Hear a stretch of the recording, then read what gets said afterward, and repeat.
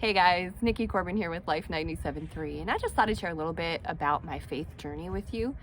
And I think in order to do that, I kind of need to go backwards to second grade because that was kind of a turning point in my life. I got glasses, and that was before it was cool to have glasses. And something kind of oddly switched in me, and just my self-worth plummeted.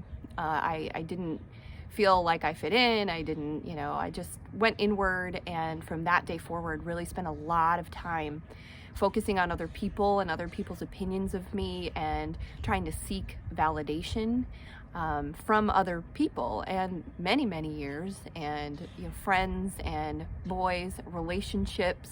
I just thought that was where I was going to find my worth, and I made poor decisions and always fell short because we're human. And we're never going to live up to other people's standards, and they're going to fail us. And, we do the same thing. And so I just kept coming up empty, and it just never felt good. I never felt good about me. And growing up, I was also kind of a Christmas and Easter Christian. It was really just more about what you're supposed to do. It was kind of image based. Like if you went to church on Christmas, you went to church on Easter, I was confirmed, but it didn't mean anything to me, really. It was just something you had to do in order to be a good person or look like a good person. And so fast forward to college, and I'm still me looking for validation through people and not understanding where my worth truly comes from. And a group of friends actually invited me to church. And I thought, wait a minute, they know they don't have to go to church, right? Like their parents aren't here. and so I thought, well, okay, well, they want to go to church, so I'll go with them. And it was through what was Campus Crusade for Christ. It's now Cru. And I went, and it felt good, and I didn't know why. And I went again, and I started to learn that you could actually have a relationship with Jesus. Jesus was always just this mythical figure to me that was part of a story that was in a book.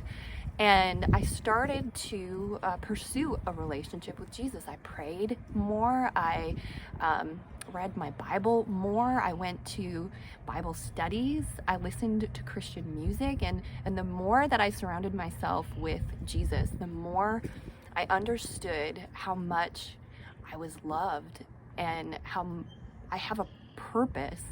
And that hole that I was telling you about, that self-worth hole, slowly started to fill.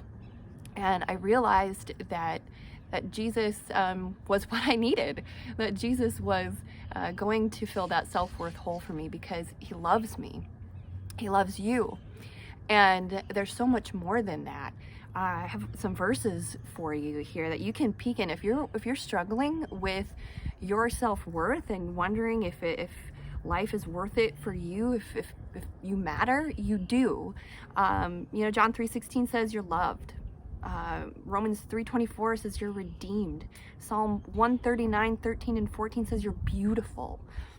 You are chosen, Ephesians 1:4. You are forgiven, Ephesians 1:7. You are gifted, James 1:17. You are important, 1 Peter 2:9. I could go on and on and on.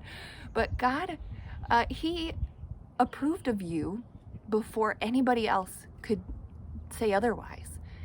And God, the same God who made the heavens and the earth, the beautiful mountains, the amazing starry skies, the incredible lakes and oceans, he looked at this world and he said, yeah, needs one of you. You have a purpose.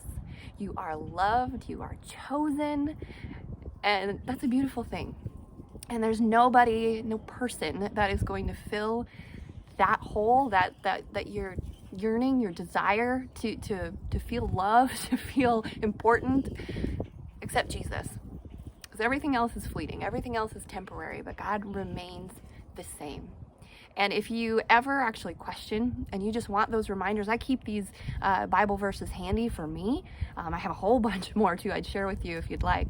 But you can even check just on Pinterest, what does God say about me? Or just Google, what does God say about me? And every day, every moment, you will find those reminders, because every day they're true. So sorry, that's just a little bit about my faith story and how I have found my worth in my way. And I'd love to hear yours. I really would. And so how about you post your faith story on your page and tag Life 97.3 so we can share with each other just what God is doing in our lives, because he's doing big things.